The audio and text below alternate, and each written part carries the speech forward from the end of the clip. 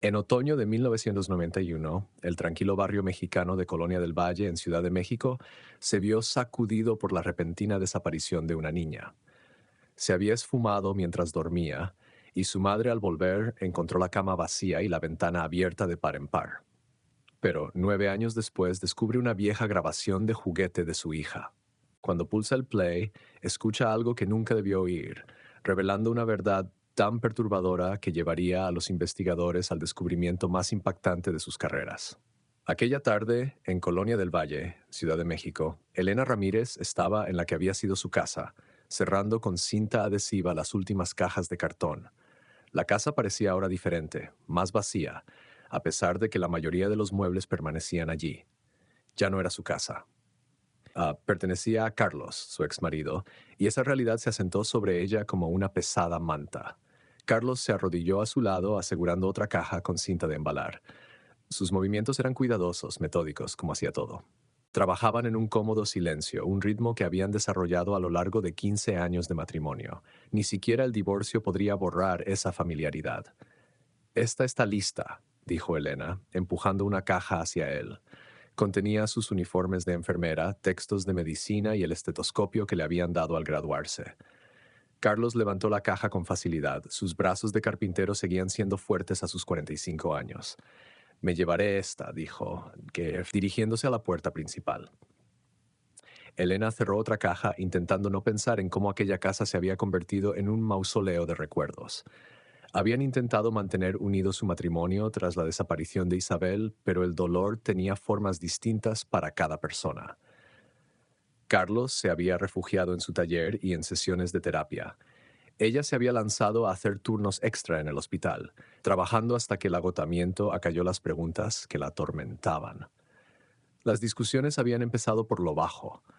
¿A quién le tocaba comprar las tortillas? ¿Por qué la factura de la luz era tan alta? Pero ambos sabían lo que había detrás. Culpa, culpabilidad, el terrible peso de no saber. Hacía 6 meses que habían admitido lo que ambos sabían desde hacía años. Seguir juntos no les devolvería a Isabel. Carlos regresó secándose el sudor de la frente.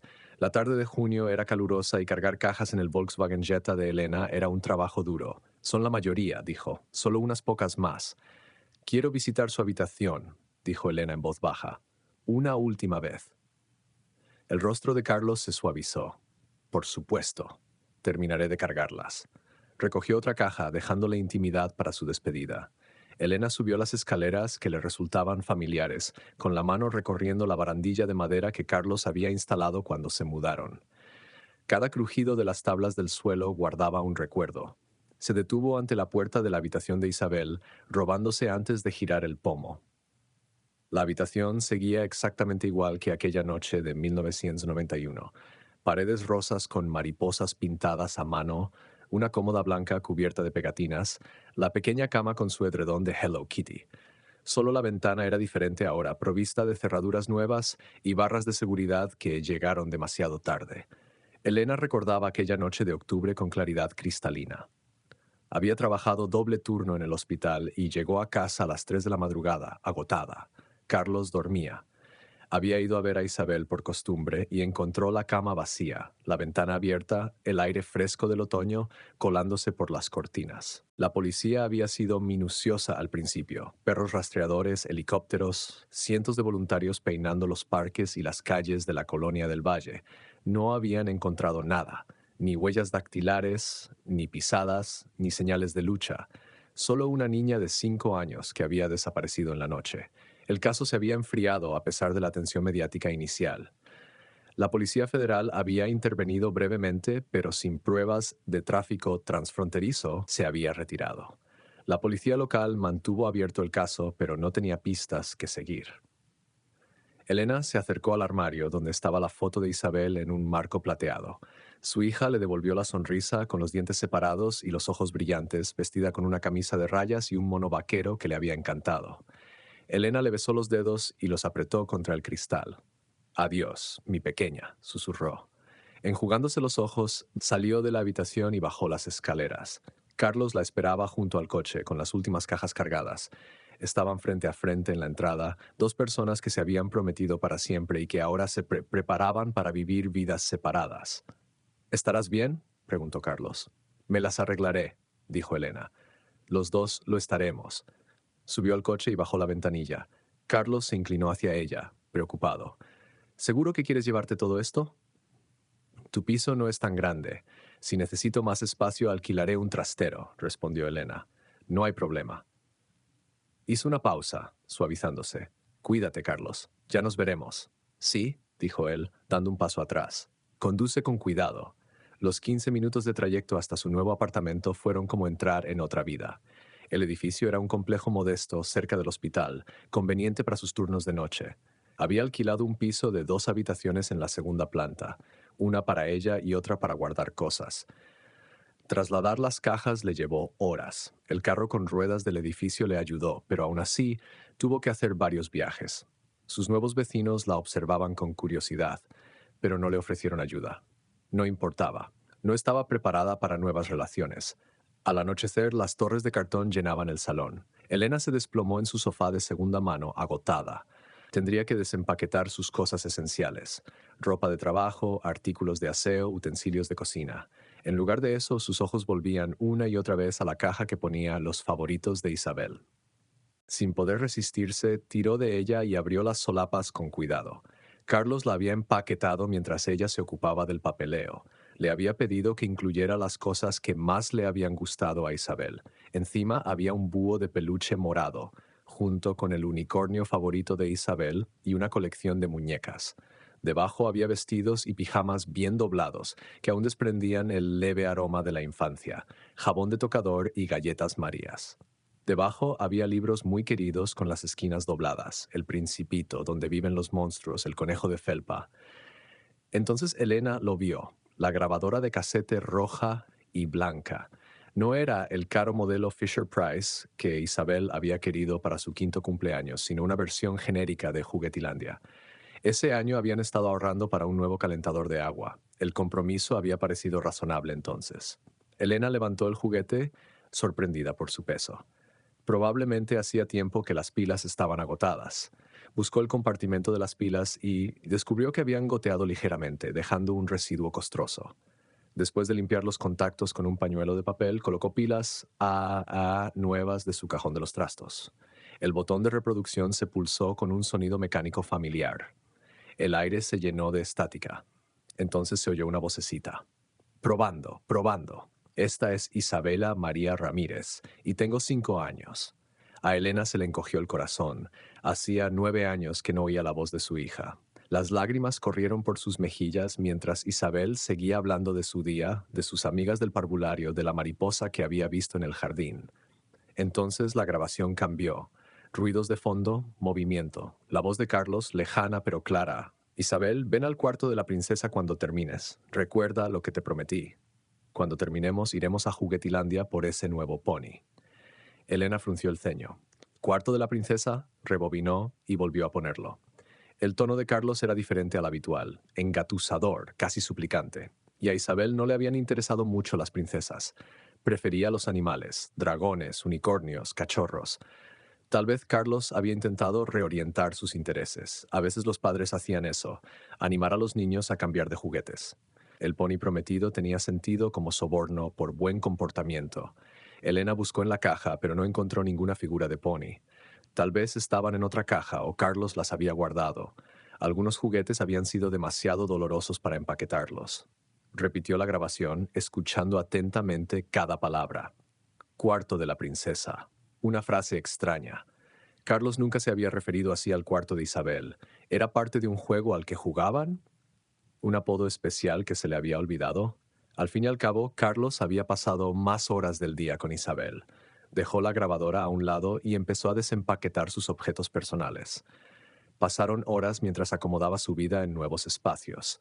Los platos en armarios desconocidos, la ropa en un armario más pequeño, las fotos en distintas paredes.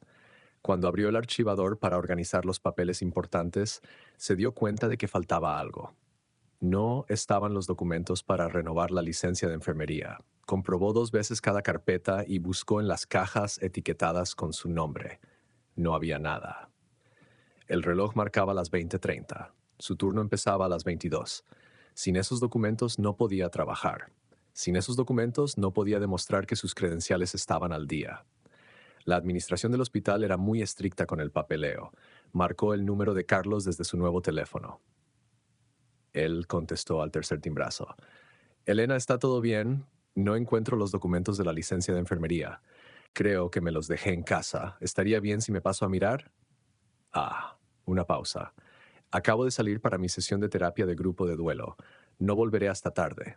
Elena miró afuera. El sol se estaba poniendo pintando el cielo de naranja y rosa. Las necesito para mi turno de esta noche. ¿Puedo usar mi llave? Por supuesto, dijo Carlos. Ya sabes dónde está todo. Cierra cuando te vayas. Gracias. Te lo agradezco. De nada. Buena suerte esta noche. Elena colgó y cogió las llaves. El peso familiar de la llave de casa se sentía extraño ahora, un vestigio de su antigua vida. Probablemente debería devolverla pronto. Dejó las cajas desembaladas esparcidas por el salón y se dirigió al coche. 15 minutos más tarde, Elena se detuvo en la familiar entrada. La casa estaba a oscuras contra el cielo del atardecer, con las ventanas reflejando los últimos rayos de la puesta de sol. Era extraño lo rápido que una casa podía convertirse en un edificio. Entró por la puerta principal, encendiendo las luces a medida que avanzaba por la casa. Todo seguía exactamente donde lo había dejado horas atrás, pero el vacío era ahora más pronunciado. El dormitorio de Carlos, recordó, estaba al final del pasillo. Abrió la puerta de un empujón y encendió la luz del techo. La cama de matrimonio que habían compartido durante 15 años tenía un aspecto extraño con una sola almohada. Carlos ya había eliminado los rastros de su presencia. No había joyeros en la cómoda ni revistas de telenovelas en la mesilla de noche. El archivador estaba en la esquina donde siempre había estado. Abrió el segundo cajón y encontró la carpeta marcada como licencias médicas, exactamente donde ella la había guardado. Los documentos estaban todos allí. Su licencia original, los formularios de renovación, los certificados de formación continua. Se sintió aliviada. Al menos esto no afectaría su trabajo. Se guardó la carpeta bajo el brazo y echó un rápido vistazo a la habitación. No parecía haber nada más olvidado. Cuando se dio la vuelta para marcharse, las palabras de la grabadora resonaron en su mente. Cuarto de la princesa. La frase la atormentaba como una pieza de puzzle que no encajaba. Volvió a subir las escaleras hasta la habitación de Isabel. La puerta crujió al entrar. Sin el desorden de juguetes y ropa que había empaquetado antes, la habitación parecía más grande, más triste. Recorrió lentamente el perímetro, pasando los dedos por las paredes, esperando encontrar algún adorno de princesa que había olvidado. Nada, ni castillos, ni tiaras, ni imágenes de cuentos de hadas. Abrió la puerta del armario. Las perchas vacías tintinearon con la ligera brisa de su movimiento. El armario estaba apoyado en la pared del fondo. Cuando se acercó a él, la vieja pieza se movió ligeramente, inclinándose hacia ella. Sin el peso de la ropa dentro, sus problemas estructurales eran evidentes. La pata delantera izquierda no tocaba bien el suelo. Examinó el hueco y se dio cuenta de que las tablas de madera del suelo se habían combado por debajo. La habitación había estado cerrada tantas veces desde la desaparición de Isabel, probablemente se había acumulado humedad. El clima húmedo de Ciudad de México era duro con las casas viejas. El armario se tambaleaba cuando ella intentaba sujetarlo. Un buen empujón podría derribarlo por completo. No podía dejarlo así. Si se caía por la noche, Carlos podría pensar que alguien había entrado a robar. Lo último que necesitaba era un susto así. Miró el reloj. Ferretería García abría hasta las 8. Podía coger unas cuñas de madera para nivelarlo, hacer un arreglo rápido antes de su turno. El teléfono sonó abajo, agudo en la silenciosa casa. Elena se apresuró a bajar e instintivamente fue a contestar. Tenía la mano en el auricular cuando se detuvo. Esta ya no era su casa. Carlos merecía privacidad. Cualquier llamada que recibiera ya no era asunto suyo. Recogió la carpeta y el bolso, apagó las luces y se dirigió a la puerta. El teléfono dejó de sonar. Tras una pausa, se encendió el contestador. La voz grabada de Carlos dijo: «Ha llegado a la residencia Ramírez. Por favor, deja tu mensaje». La voz de una mujer llenó la habitación, cálida pero preocupada. «Carlos, soy la señora López, del grupo. Necesito que me regreses la llamada lo antes posible. Tenemos que hablar sobre tu asistencia y participación. Has faltado 3 sesiones, 3 semanas, Carlos. El grupo está preocupado. Por favor, llámame». Elena se quedó helada. 3 semanas. pero Carlos acababa de decirle que estaba en terapia. Todos los martes por la tarde durante los últimos 5 años había asistido a su grupo de terapia de duelo. Era una de las pocas constantes en su vida después de Isabel. La señora López había sido su piedra angular en los peores momentos. Una terapeuta especializada en pérdidas parentales que había creado el grupo específicamente para padres de niños desaparecidos. Elena había asistido durante 2 años antes de que las sesiones se volvieran demasiado dolorosas. ¿Por qué mentiría Carlos sobre su asistencia? ¿A dónde había ido todos los martes?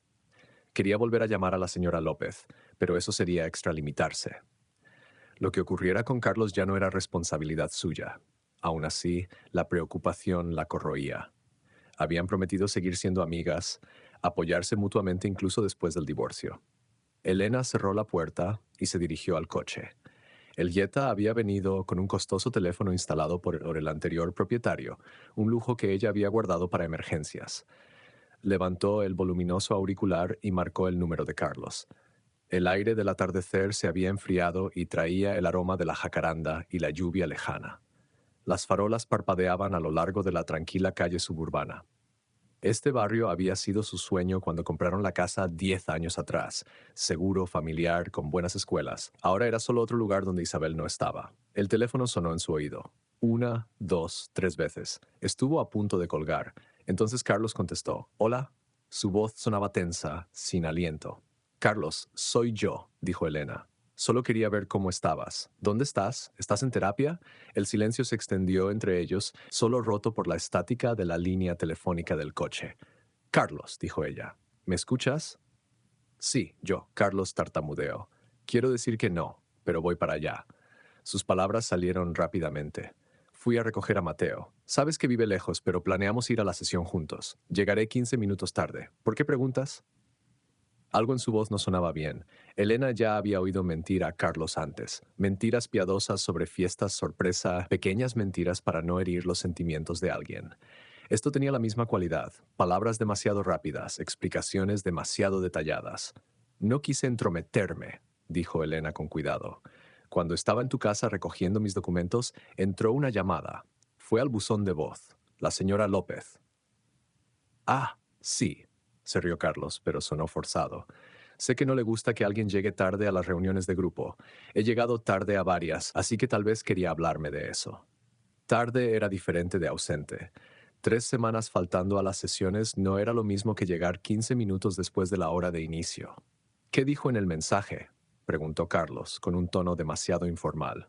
Elena dudó. Una parte de ella quería enfrentarse a él directamente, pero ¿para qué? Estaban divorciados. Sus decisiones eran suyas ahora. «Nada específico», dijo. «Solo quería que le devolvieras la llamada. No es gran cosa». «Bueno, debo irme. Mateo está esperando». «Claro, maneja con cuidado». «Tú también. Adiós, Elena». La línea se cortó. Elena se quedó mirando el teléfono un momento antes de colgar. En 15 años de matrimonio había aprendido a leer los estados de ánimo de Carlos. Estaba claro que mentía sobre algo. Arrancó el coche y se alejó de la casa.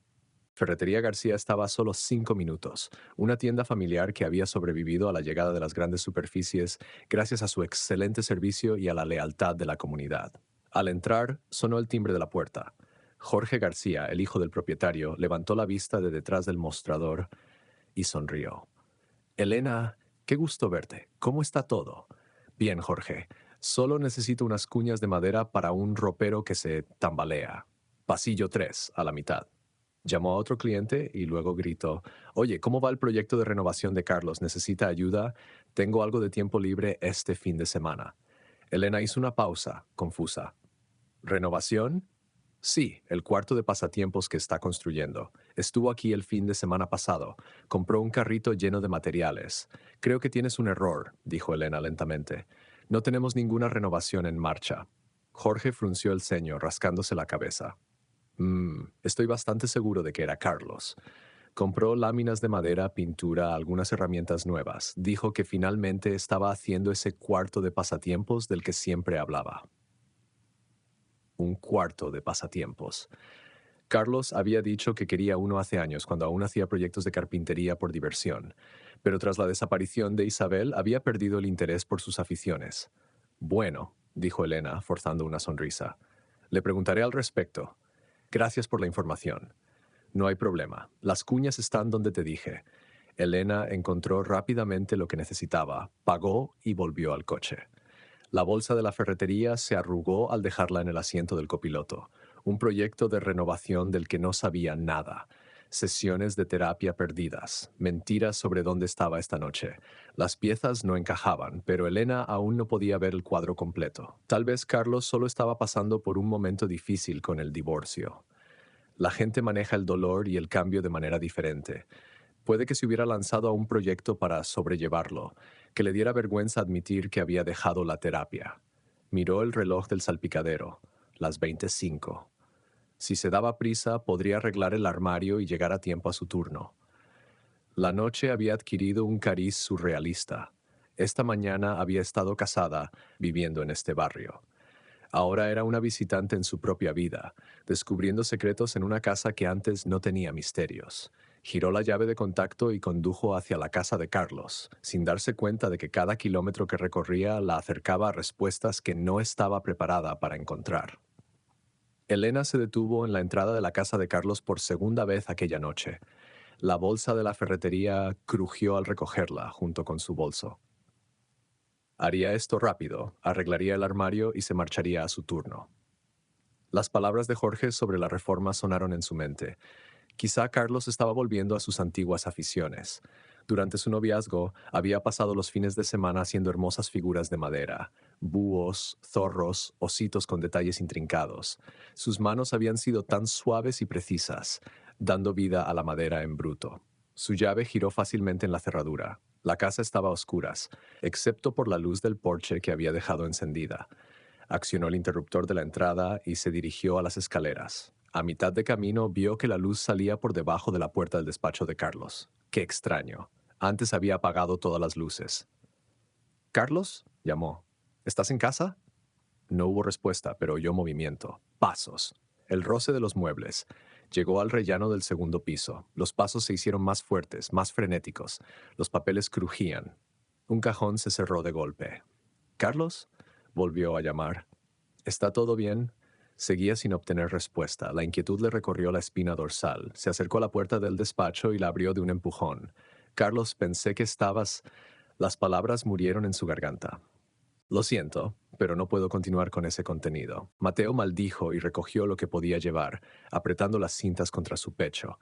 Empujó a Elena y salió corriendo de la habitación, con sus pasos retumbando escaleras abajo. «Voy a llamar a la policía», gritó Elena tras él, con voz temblorosa pero decidida.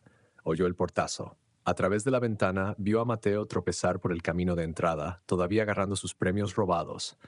No miró hacia atrás. No parecía importarle su amenaza. Fuera lo que fuese lo que había en esas cintas, para él valía la pena el riesgo. Elena se desplomó contra la pared, con el corazón desbocado. Sus muñecas palpitaban donde Mateo la había agarrado. Le dolía la espalda de golpearse contra el armario, pero sobre todo sentía confusión y creciente temor. ¿Qué acababa de pasar? ¿Por qué Mateo había entrado en la casa de Carlos? ¿Qué había en esas cintas para que mereciera la pena agredirla? Ella miró el piso roto, en las cajas de cintas todavía visibles en el compartimiento oculto. Sean cuales sean los secretos que contenían, Mateo solo había tomado una fracción. El resto permanecía esperando a revelar su contenido. Con manos temblorosas, buscó la cinta más cercana. La etiqueta decía simplemente «Cuarto de la princesa, volumen 47», la misma frase de la grabadora de Isabel. Pero ahora tenía un peso de amenaza que no podía entender. Elena se levantó con dificultad. Tenía que llamar a la policía. Ahora mismo. La mano de Elena tembló cuando marcó 911. El teléfono se sentía imposiblemente pesado. El teléfono le parecía imposiblemente pesado. Cuando la operadora contestó, su voz sonó apresurada. «Necesito policía en la calle Nogal 41728. Un hombre me atacó. Entró a la casa y se llevó cosas. Su nombre es Mateo Tenorio». El operador hizo preguntas tranquilas. Elena contestó mecánicamente, con los ojos fijos en el agujero del suelo del dormitorio de Isabel. «La policía está en camino», le aseguró el operador. «Manténgase en la línea hasta que lleguen». Mientras esperaba, Elena no pudo resistirse a examinar las cintas que Mateo había tirado con las prisas. Los cogió con cuidado, leyendo cada etiqueta. Cuarto de la Princesa, volumen 23, Cuarto de la Princesa, volumen 89, Cuarto de la Princesa, volumen 256. Se le revolvió el estómago. ¿Cuántos eran? Se asomó al compartimento oculto y vio hileras de cajas, cada una de ellas con docenas de cintas y discos, cientos en total, todas etiquetadas con el mismo título críptico. A lo lejos se oían sirenas cada vez más fuertes. A través de la ventana vio acercarse 2 coches patrulla, con las luces rojas y azules parpadeando en el cielo cada vez más oscuro. Señora, un agente uniformado apareció en la puerta, con la mano apoyada en el arma. ¿Es usted Elena Ramírez? Sí. Se puso de pie sobre piernas inseguras. El hombre que me atacó se fue hace unos 10 minutos. Estaba borracho o drogado. Se llevó algunos de estos. Señaló las cintas. Entraron más agentes, asegurando la casa. El agente que iba en cabeza, un detective de paisano, se presentó como el detective Morales. Era mayor, de unos 50 años, con ojos amables que habían visto demasiado. Elena le contó todo. La búsqueda de Mateo en la oficina, el asalto, la caída del armario y la revelación de las cintas ocultas. Morales escuchó atentamente, tomando notas. ¿Dijo que su nombre es Mateo Tenorio?, preguntó Morales. Sí, es el mejor amigo de mi exmarido. Se conocen desde la preparatoria. Hizo una pausa. Debería llamar a Carlos. Necesita saber qué pasó. Morales asintió. Buena idea. También querremos hablar con él. Elena marcó el número de Carlos, con el detective cerca. El teléfono sonó varias veces antes de que Carlos contestara. ¿Elena? Su voz era aguda por la irritación. ¿Por qué sigues llamando? Carlos, ¿dónde estás? Te dije, estoy con Mateo en terapia. ¿Qué pasa? Elena sintió que se le hundía el corazón. Otra mentira. Carlos, Mateo estuvo aquí en tu casa, me atacó. La policía está aquí ahora. Silencio al otro lado. Quieren hablar contigo, continuó Elena. Le tendió el teléfono a Morales. Quiere hablar contigo. Morales cogió el teléfono. Señor Ramírez, soy el detective Morales. Necesitamos que venga a su residencia de inmediato. Ha habido un incidente involucrando. La línea se cortó. Morales frunció el ceño y le devolvió el teléfono. Colgó. Él dijo que estaba en su grupo de terapia, dijo Elena, con la señora López, pero eso no puede ser cierto si Mateo estuvo aquí. Morales se volvió hacia uno de sus oficiales. Consigue la dirección del centro de terapia y la información de contacto de la señora López. Envía una unidad para verificar. Mientras los agentes hacían llamadas, Morales examinaba las cintas. Su expresión se volvió más seria al leer las etiquetas. Todas dicen Cuarto de la Princesa. ¿Qué significa eso? No lo sé, admitió Elena. Lo escuché en una grabación vieja de mi hija hoy. Ella desapareció hace 9 años. Estas cintas estaban escondidas bajo el piso. Los ojos de Morales se agudizaron. ¿Su hija está desaparecida? ¿Cuál era su nombre? Isabella. Isabel. Tenía 5 años cuando desapareció de su cama. La voz de Elena se quebró. La policía nunca encontró pistas. El detective intercambió miradas con sus agentes. Señora, creo que deberíamos ver qué hay en estas cintas. Se dirigieron al salón. A Elena le temblaban las manos cuando encendió el televisor e introdujo un disco en el reproductor de Carlos. La pantalla se encendió. Al principio parecía algo inocente. Carlos e Isabel, de 5 años, jugaban con bloques en el salón. La risa de Isabel llenó la habitación, el mismo sonido brillante de la grabadora. Eso es de antes de que desaparezca, susurró Elena. Tal vez unos meses antes. En la pantalla, Carlos sonrió a la cámara. Isabel, ¿quieres jugar un juego? Ve al cuarto de la princesa y sorpréndeme. Ok, papá. Isabel se levantó de un salto y salió corriendo de la cámara. Se oían sus pasos bajando las escaleras. Carlos miró directamente a la cámara y empezó a contar. 1, 2, 3. Fue desgranando cada número, tomándose varios segundos entre uno y otro. Va al sótano, dijo Elena, confusa. Pero nunca lo llamamos el cuarto de la princesa. Carlos llegó al 10 y se levantó. La cámara le siguió mientras caminaba hacia la puerta del sótano y descendía. El video se cortó bruscamente. Cuando se reanudó, estaban en una habitación diferente. Paredes rosas, animales de peluche, una cama infantil con sábanas de princesa. Elena nunca había visto esa habitación.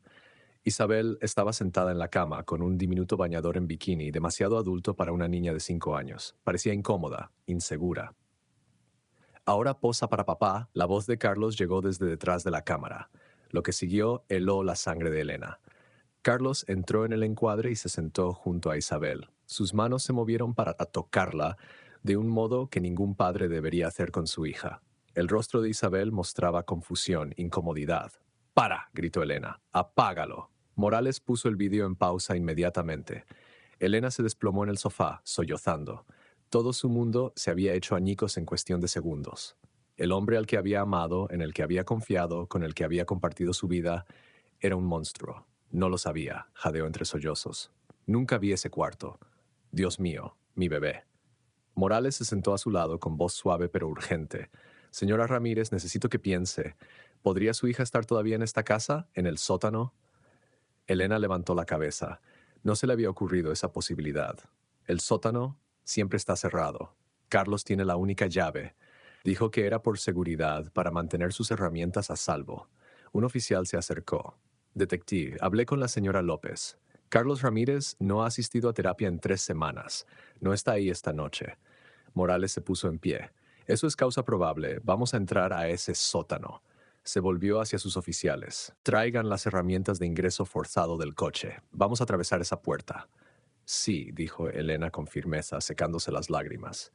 Háganlo. Si hay alguna posibilidad de que ella esté. No pudo terminar la frase. 9 años. ¿Podría haber estado 9 años en el sótano? Los agentes volvieron con herramientas pesadas, un ariete y palancas. Se dirigieron hacia la puerta del sótano, una sólida barrera de roble que siempre les había parecido excesiva para una puerta interior. Aléjese, señora, le ordenó Morales. Elena se apretó contra la pared del fondo, con el corazón latiéndole con fuerza.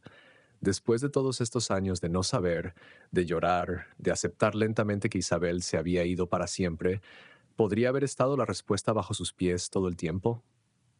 El primer golpe del ariete sacudió toda la pared. La puerta se mantuvo firme. Carlos la había reforzado. Se dio cuenta, la había hecho más fuerte de lo necesario. Otra pieza del horrible rompecabezas encajaba en su sitio. «Otra vez», ordenó Morales. El segundo impacto agrietó el marco. El tercero hizo saltar astillas. Al cuarto golpe, la puerta cedió con un tremendo estrépito. La puerta del sótano cedió con un último golpe, dejando al descubierto unas escaleras de madera que descendían hacia la oscuridad. Un agente encontró el interruptor de la luz y lo encendió. Las bombillas fluorescentes cobraron vida, iluminando un espacio sorprendentemente organizado. Morales bajó con el arma desenfundada, seguido de 3 agentes. Elena esperó al final de la escalera hasta que Morales dijo: «Despejado. Puede bajar». El sótano tenía el mismo aspecto que Elena recordaba. El banco de trabajo de Carlos estaba apoyado contra una pared con las herramientas colgadas en hileras ordenadas. Los estantes sostenían cajas etiquetadas de tornillos, clavos y herramientas. Una lavadora y una secadora ocupaban una esquina, todo en perfecto orden. «Mi marido es muy organizado», dice Elena con un ligero eco en la voz. «Trabaja aquí a veces, construyendo cosas. No está completamente abandonado». Morales asintió, pero su expresión seguía siendo escéptica. «Revisen todo. Tiene que haber una entrada oculta en alguna parte». Los agentes se dispersaron, examinando cada pared, cada rincón. Golpearon las superficies, escuchando sonidos huecos. Comprobaron si había pintura fresca que pudiera ocultar una nueva construcción, materiales diferentes que no encajaban, marcas inusuales en el suelo de hormigón. En el piso de arriba, Elena podía oír a otros agentes revisando los videos, en busca de pistas sobre la ubicación de la habitación oculta. De vez en cuando alguien maldecía o emitía un sonido de disgusto. Ella no quería saber lo que estaban viendo. «El empleado de la ferretería mencionó materiales de renovación», dijo Elena Morales. «Dijo que Carlos compró materiales para algún proyecto». «¿Tienen los planos originales de la casa?», preguntó Morales. «Planos de construcción no los he visto en años. Carlos sabría dónde están, pero...» Se interrumpió. Carlos no iba a ayudarles. La búsqueda continuó metódicamente. Los agentes apartaron cajas, movieron muebles, miraron detrás del calentador de agua. Pasaron 20 minutos sin éxito. Elena se encontró de rodillas mirando debajo del banco de trabajo. Si Carlos había escondido algo, lo había hecho bien. Se puso a mirar debajo de la lavadora, inclinando la cabeza para ver por el estrecho hueco. Algo captó la luz, un borde fino que brillaba de forma distinta al suelo de hormigón. «Detective», llamó. «Hay algo aquí debajo». Morales y 2 agentes se apresuraron a acercarse. Juntos agarraron la lavadora y la separaron de la pared. La secadora le siguió raspando ruidosamente por el suelo. En el lugar donde había estado la lavadora había un disco cubierto de polvo. Morales lo recogió con cuidado. El etiquetado dice Cuarto de la Princesa, volumen 331. Mire la pared, dijo un agente. Donde las máquinas lo habían escondido, la pared mostraba una sutil irregularidad. Una sección de paneles de yeso no encajaba del todo. La costura hábilmente disimulada era visible ahora que sabían dónde mirar. Morales pasó los dedos por el borde y encontró un pestillo oculto. El falso panel había sido elaborado con maestría, casi invisible cuando estaba cerrado. «Aléjense», ordenó. El pestillo estaba cerrado. Morales intentó forzarlo, pero se mantuvo firme. Un agente le entregó una palanca. El metal chocó contra el metal. Entonces el pestillo cedió con un chasquido. El panel se abrió. Detrás, un estrecho pasillo se extendía en la oscuridad. Por el techo corrían luces de colores rosas, desenchufadas pero claramente destinadas a iluminar el camino. El olor les llegó de inmediato: moho, metal y algo más. Habitación humana en un espacio reducido. Morales encontró el lugar donde se enchufaban las luces y las conectó. Un resplandor rosa llenó el pasadizo, revelando paredes cubiertas de material insonorizante. El pasillo apenas era lo bastante ancho para una persona. «Dios mío», murmuró un oficial. Avanzaron en fila india con Morales a la cabeza. El pasillo se extendía unos 6 metros antes de terminar en otra puerta. Esta estaba pintada de rosa y decorada con pegatinas de princesas. Morales probó el picaporte. Estaba cerrada. Golpeó con firmeza. «Policía, abra la puerta». Silencio. Apretó el oído contra la madera. Sacudió la cabeza. El aislamiento acústico impedía oír el interior. Levantó el puño para volver a llamar cuando la cerradura hizo clic. La puerta se abrió unos centímetros y una voz joven gritó alegremente: «Papá, ¿llegaste pronto?» La puerta se abrió y apareció un adolescente. Llevaba un camisón rosa y el pelo rubio largo y enmarañado. Su sonrisa se congeló cuando vio a Morales y a los agentes detrás de él. Un grito salió de su garganta, agudo y aterrorizado. Se tambaleó hacia atrás con las manos en la cara. «No, no, no son reales». Papá dijo que todos estaban muertos. Elena empujó a los agentes. Incluso después de 9 años, incluso con los cambios de niña a adolescente, conocía a su hija al instante. «Isabel». Se abalanzó sobre ella con lágrimas en los ojos. «Mi amor, soy mamá, soy yo». La niña se apretó contra la pared y sacudió la cabeza con violencia. «No, mi mamá murió. Todos murieron. Papá dijo que el mundo se acabó y solo quedamos nosotros». Elena se arrodilló y extendió los brazos. «No, pequeña, eso no es verdad. Te he estado buscando todo este tiempo. No sabía que estabas aquí». «¡Papá!», Isabel gritó. «¡Papá, ayuda! ¿Dónde estás?» «Por favor», suplicó Elena. «Mírame, mírame de verdad». Morales indicó en voz baja a sus agentes que se quedaran atrás, dejando espacio a madre e hija. Sacó un bolígrafo y se lo dio a Elena. Entendiendo inmediatamente, Elena cogió el bolígrafo y empezó a dibujar en su propia mano una simple mariposa con una cara sonriente, el mismo diseño que había dibujado innumerables veces cuando Isabel era pequeña. «¿Recuerdas esto?», dijo en voz baja. «Me pedías que lo dibujara cada vez que el anterior se borraba. Lo llamabas tu mariposa feliz». Los ojos de Isabel se fijaron en el dibujo. Su respiración se hizo más lenta. El reconocimiento llegó lentamente, como el sol que se abre paso entre las nubes. «¿Mamá?». La palabra salió entrecortada, insegura. «Pero papá dijo...». «Sé lo que dijo, pequeña». Pero mintió. «Estoy aquí. Soy real». Elena volvió a abrir los brazos. Esta vez Isabel voló hacia ellos. Se abrazaron, ambas sollozando. Elena respiró el aroma de su hija, sintió su calor sólido. Viva. Después de tantos años, viva. Morales y su equipo entraron en la habitación con cuidado. El espacio era pequeño, quizá de 3 por 4 metros. Paredes rosas, adornos de princesas por todas partes, un colchón individual en el suelo con sábanas de Disney, juguetes esparcidos por todas partes, algunos apropiados para un adolescente, otros claramente de cuando era más pequeña. En una esquina había un pequeño televisor con un reproductor de vídeo y otro de discos. Cerca había un trípode, la montura de la cámara vacía, equipo de iluminación profesional, libros para colorear y lápices de colores, un estrecho cajón empotrado en la pared, probablemente como se entregaba la comida. En el armario, los agentes encontraron cosas que les hicieron intercambiar miradas sombrías: juguetes para adultos, lencería en tallas infantiles, equipos de video, herramientas cuya finalidad estaba demasiado clara. «Necesitamos médicos», dijo Morales en voz baja por la radio, «y confirman que todas las unidades están buscando a Carlos Ramírez y Mateo Tenorio. Ramírez es ahora el principal sospechoso de secuestro y abuso infantil». Los paramédicos llegaron a los pocos minutos. Se acercaron a Isabel con delicadeza, explicándole que necesitaban comprobar su estado de salud. Ella se aferró a Elena, pero permitió que la examinaran. Fuera, en la ambulancia, lejos de la prisión rosa, Isabel se sentó entre Elena y una paramédico. Parecía aturdida, abrumada por la repentina ampliación de su mundo. Pensé que todos estaban muertos, repetía. Papá dijo que había una guerra, bombas nucleares. Dijo que éramos los únicos que quedamos. Miró a Elena con ojos demasiado viejos para sus 14 años. Dijo que necesitaba tener un bebé para salvar a la humanidad, pero nunca me quedé embarazada. Me sentía tan mal como si estuviera fallando. A Elena se le revolvió el estómago. Forzó la voz para mantener la calma. Pequeña, ¿ya tuviste tu primera regla? Sí, hace 2 años. Papá estaba tan feliz. Dijo, ahora sí podemos empezar nuestro nuevo mundo. La paramédico tomó notas, su rostro cuidadosamente neutral. Isabel, ¿tienes algún dolor, picazón o molestias en alguna parte? No. Isabel pareció desconcertada por la pregunta. ¿Por qué todos están tan asustados? Papá mintió, lo sé, pero siempre me quiso. Decía que lo que hacíamos era hermoso, que estaba destinada para él. Elena se mordió un sollozo. 9 años de acicalamiento, manipulación, abuso disfrazado de amor. Su niña no tenía ni idea de lo malo que era todo aquello. Cogió las manos de Isabel con suavidad. Pequeña, lo que tu padre hizo no estaba bien. Los adultos no deben hacer esas cosas con los niños. Ese tipo de intimidad es solo para adultos que se eligen mutuamente, como esposos y esposas.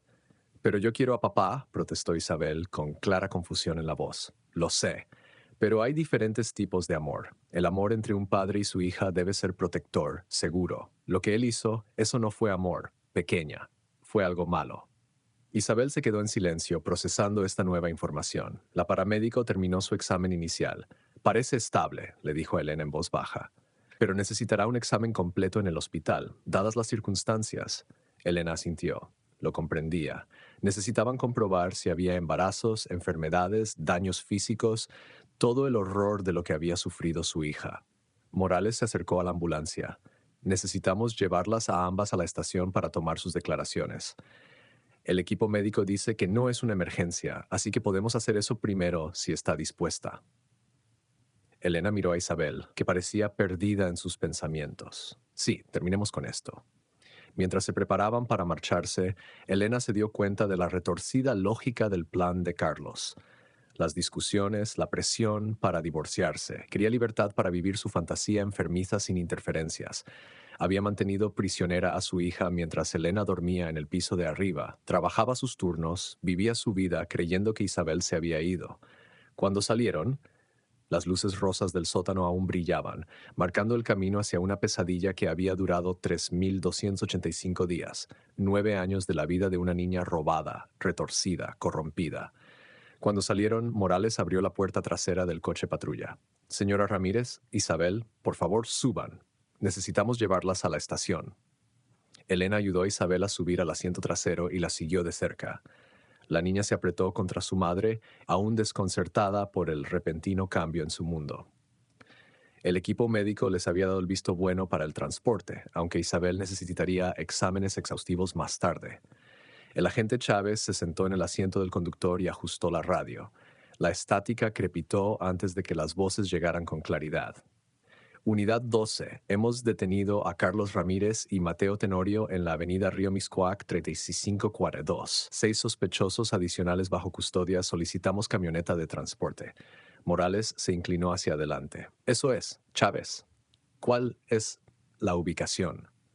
La avenida Río Mixcoac está en nuestra ruta a la estación, señor, a unos 5 minutos de aquí. Para rápido. Quiero ver la escena. Mientras conducían por las tranquilas calles de Ciudad de México, Elena abrazó a Isabel. La niña no había hablado mucho desde que salió del sótano. De vez en cuando preguntaba dónde estaba su padre, cuándo volvería. Cada pregunta rompía un poco más el corazón de Elena. La radio seguía parloteando. Atención, se encontraron evidencias de material de explotación infantil en la escena. Se solicita la unidad de servicios criminalísticos. Elena tapó los oídos de Isabel, aunque la chica parecía perdida en sus propios pensamientos. La realidad de lo que Carlos había hecho por lo que había hecho pasar a su hija la ponía físicamente enferma. Doblaron en la avenida Río Mixcoac, una calle residencial arbolada con modestas casas de 2 pisos. La calle estaba bloqueada por coches de policía con las luces encendidas. Una multitud de vecinos se había congregado en la acera para ver lo que ocurría. «Quédense en el coche», les ordenó Morales mientras aparcaban. «Solo será un momento». A través de la ventanilla, Elena pudo verlo todo. 8 hombres estaban esposados cerca de un furgón policial. Carlos estaba entre ellos, con la cabeza gacha y los hombros caídos. Mateo estaba a su lado, balanceándose ligeramente, claramente intoxicado. Los otros 6 hombres tenían edades comprendidas entre los 30 y los 60 años. Algunos parecían desafiantes, otros aterrorizados. Todos llevaban la ropa cómoda de una reunión nocturna informal. Los agentes entraban y salían de la casa cargados con bolsas de pruebas. Elena oyó fragmentos de conversación a través de la ventana agrietada. Los encontramos viendo uno de los videos cuando entramos. Cuarto de la Princesa, volumen 962, parece reciente. Dicen que son parte de algo llamado Hermandad de la Familia Sagrada. Las reuniones rotan entre casas, compartiendo su material. La bilis subió a la garganta de Elena, un club. Habían formado un club para compartir vídeos de sus propios hijos. ¿Cuántas víctimas más había? De repente, Carlos levantó la vista y sus ojos se encontraron con los de Elena a través de la ventanilla del coche. Por un momento, ninguno de los dos se movió. Entonces, sus labios se curvaron en algo que podría haber sido una sonrisa. «Quédate aquí», le dijo Elena a Isabel, con la voz temblorosa por la rabia. Empujó la puerta del coche y se dirigió hacia su exmarido. Los agentes intentaron interceptarla, pero fue demasiado rápida. Su mano golpeó la mejilla de Carlos con una bofetada que resonó en las casas cercanas. «Eres un monstruo», gritó.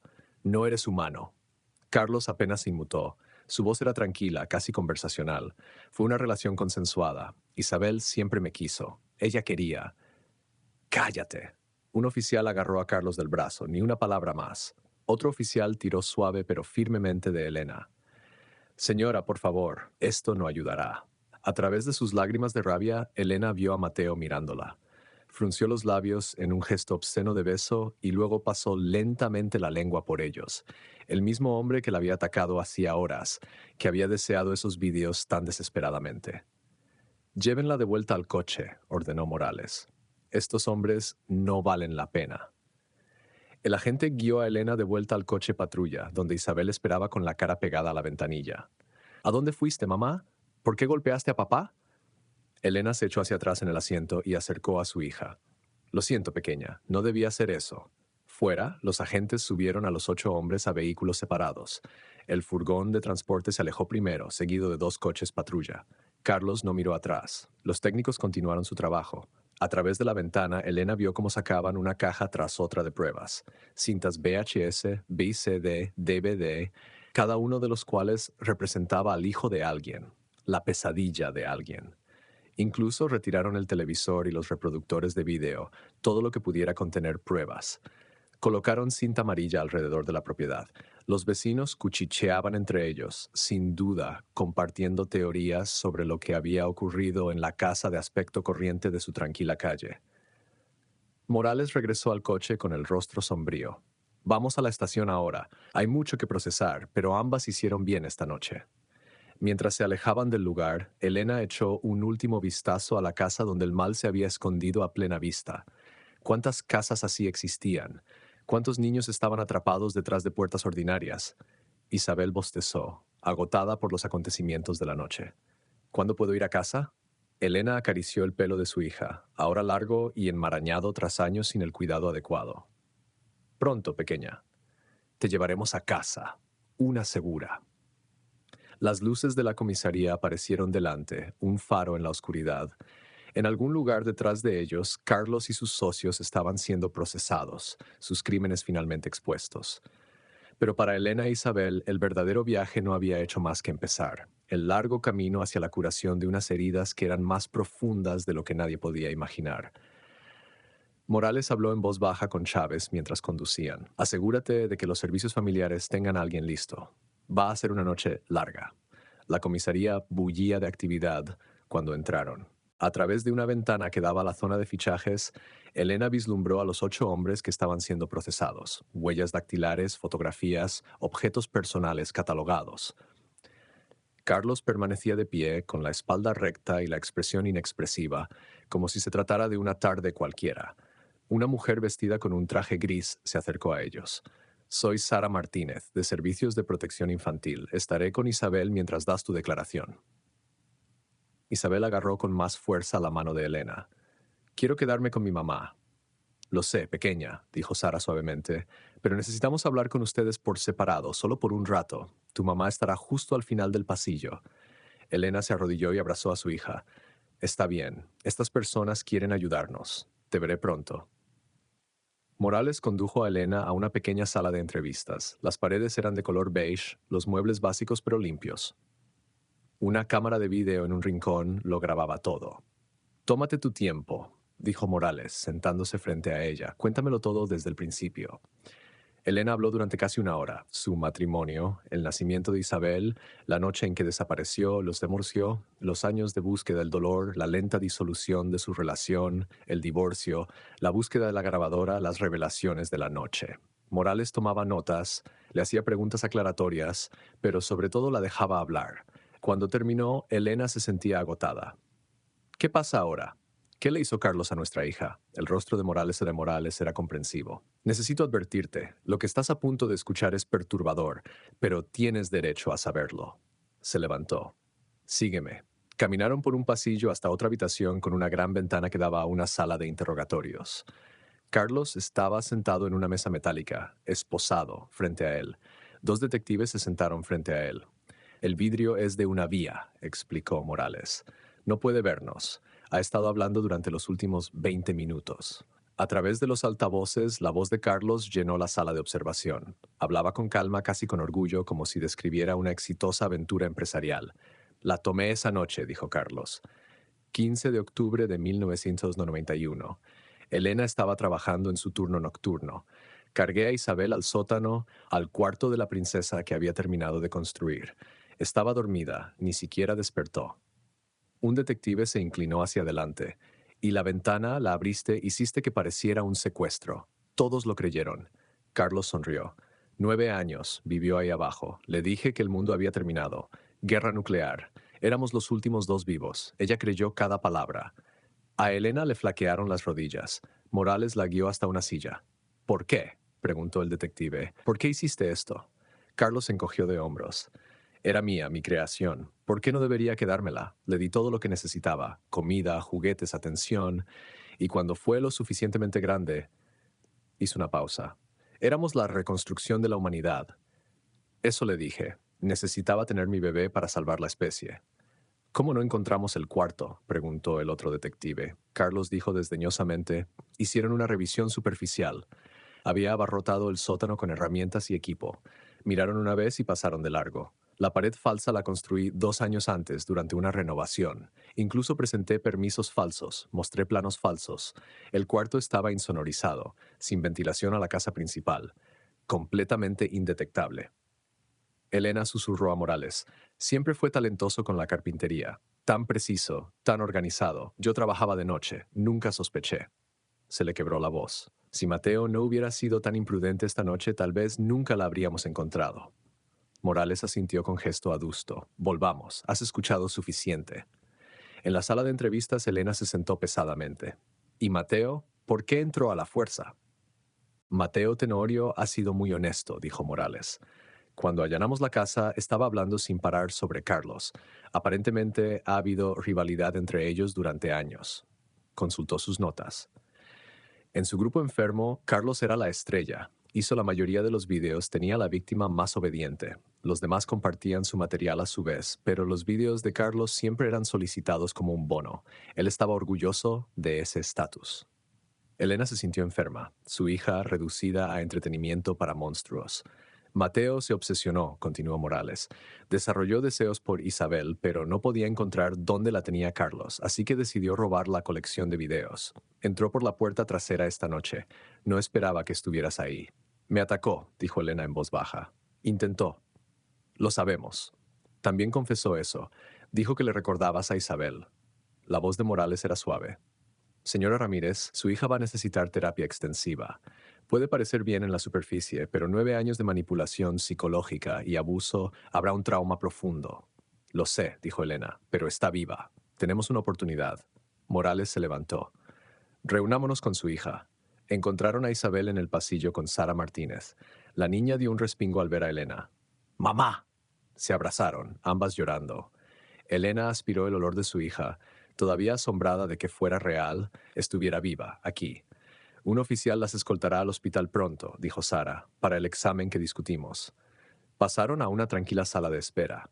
Isabel se acurrucó contra Elena en un sofá desgastado. Durante un rato, ninguna habló.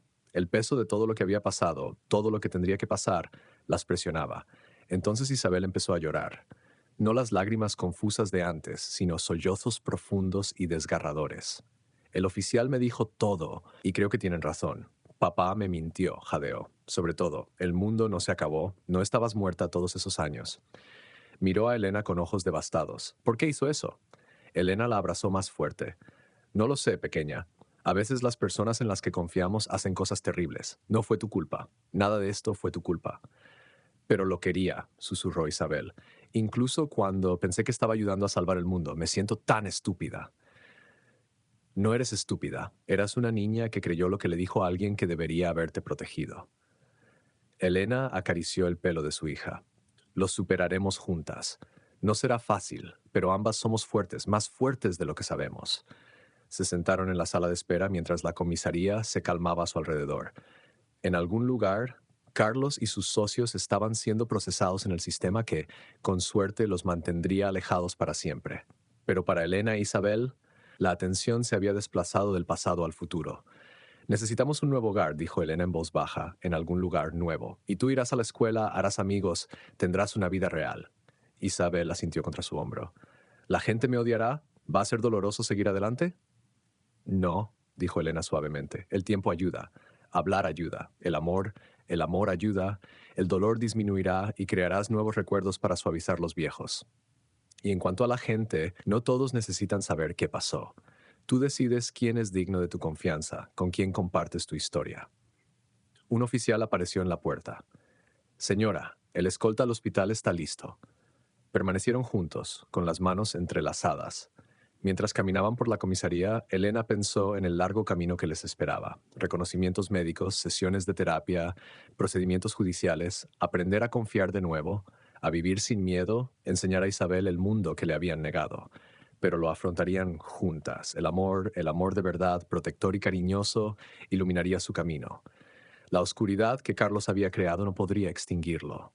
Al final, esa era la lección. El mal puede esconderse detrás de caras conocidas, en casas normales, llevando la máscara del amor, pero el verdadero amor perdura. Busca a través de 9 años de oscuridad. Derriba muros falsos. Se niega a perder la esperanza. Cuando llegaron a las puertas de la estación, Isabel apretó la mano de Elena. Tengo miedo, mamá. Yo también, admitió Elena. Pero ahora estamos juntas, y juntas podemos enfrentarnos a cualquier cosa. Se adentraron en la noche hacia el coche que les esperaba hacia la curación, hacia un futuro que construirían día a día.